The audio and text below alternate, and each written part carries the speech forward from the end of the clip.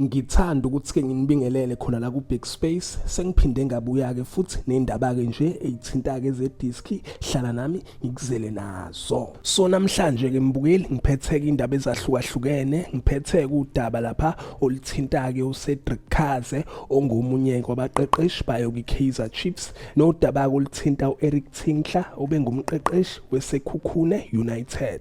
Ngizoqala ngaye uCedric Kaze. uCedric Kaze-ke babukeli ugcine-ke baphendulile labantu kade lokho-ke bemcriticize lapha kwi-social media bemgxeka bembiza nge-translator. So uCedric Kaze ngenkathi-ke ekhuluma nabezindaba njengoba-ke i-Kaizer Chiefs ade ne-game ngayo-ke lapha i-weekend idlala nayo kwi-TS Galaxy. uCedric Kaze-ke la uveza ukuthi-ke bonke laba-ke bambiza nge-translator uma-ke sehambile lapha kwi-Kaizer Chiefs bazomkhumbula bazofisa engathi-ke engabuya kuyona-ke i-Kaizer Chiefs. And ubeke seveza ukuthi-ke yena wazalelwa-ke eBurundi okuyizwe-ke elincane. And ubeke sesho ukuthi-ke zonke lezi zinto ezimbi ade yikhulunywa ngaye zishiwo-ke lapha kwi-social media. Uthi-ke yena ayikaze-ke zimhethe lezo zinto ngoba-ke yena uyazazi ukuthi u-capable of ini.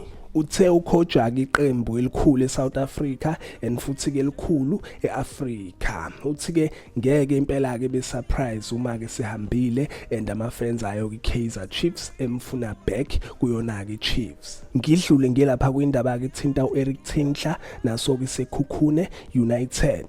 Kuveleke lambukeli indaba eyishaqisayo indaba-ke nje ithuseka abantu abaningi ukuthi-ke iSekhukhune United sifake indlela yenako Eric Tinkler. Okwamanje-ke ayivelanga-ke into eqondile ukuthi ingane-ke iSekhukhune United sifake indlela yenako Eric Tinkler. And masikhuluma-ke iqiniso Eric Tinkler wenze kahle-ke kusona iSekhukhune United kuyona le season. And yadida ngempela indaba yakho ukuthi-ke ingane bemfaka indlela. And-ke sekuqalile-ke lapha kwi-social media abantu basho khona ukuthi-ke uyojoyina-ke i-Kaizer Chiefs bamlinka nayo-ke lapha i-Kaizer Chiefs. Of which-ke indaba-ke lezo engakaveli engakaconfirm asazi ukuthi-ke ngabe-ke ikhiphani ngaye ku-Eric Tinkler kodwa makuhamba isikhathi mbukeli sizothola. And mawucabanga-ke nje wena mbukeli u-Eric Tinkler ngaba u-coach right for yona i-Kaizer Chiefs.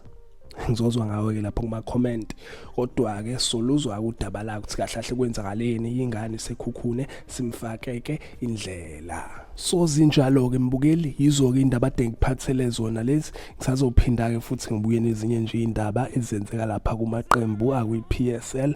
Ake ngithi-ke nje mbukeli danke ngiyazi bongela.